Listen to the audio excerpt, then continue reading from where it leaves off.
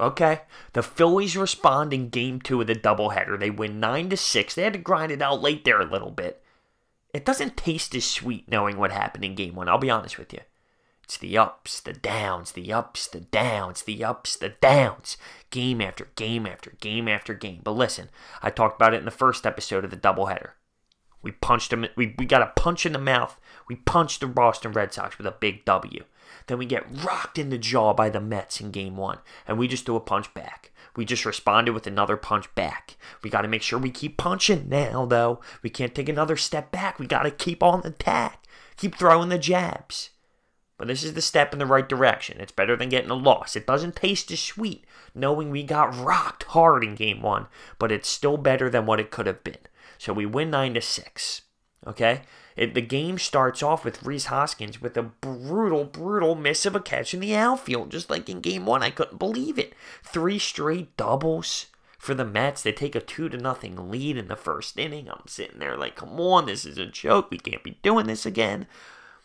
But we respond. Rhys Hoskins hits a 3-run shot in the bottom of the first inning.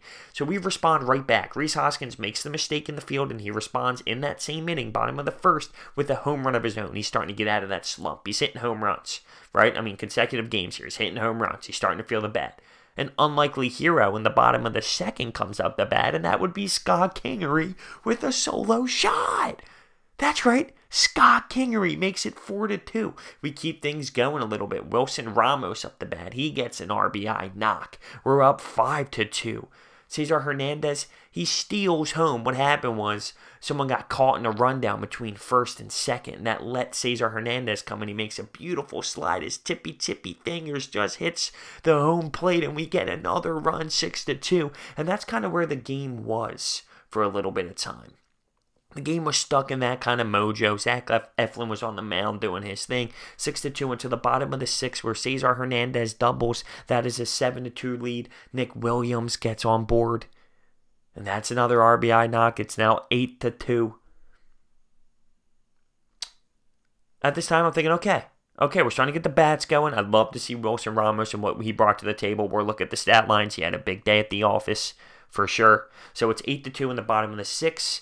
In the 7th, you kind of have the Mets tacking on a couple more runs. Now it's 8-4. Michael Franco gets a double. That scores a run. Now it's 9-4.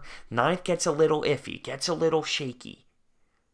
We have to bring in Seranthony Dominguez. It gets to 9-6 with 2 men on and Jose Batista up. So with one swing of the bat, it could potentially be a tie game. Seranthony comes in and gets a big one. And we win 9-6. So we respond with, with a W. Got a little sloppy there at the end, but we get the W. Now let's take a gander here at what we did offensively today because Cesar Hernandez, 2 for 4 and a walk. He was on base 3 times. He had 3 runs and an RBI. He's been in a huge funk as of late. So that is huge to see. Wilson Ramos, 3 for 5. My man gets another 3-hit game.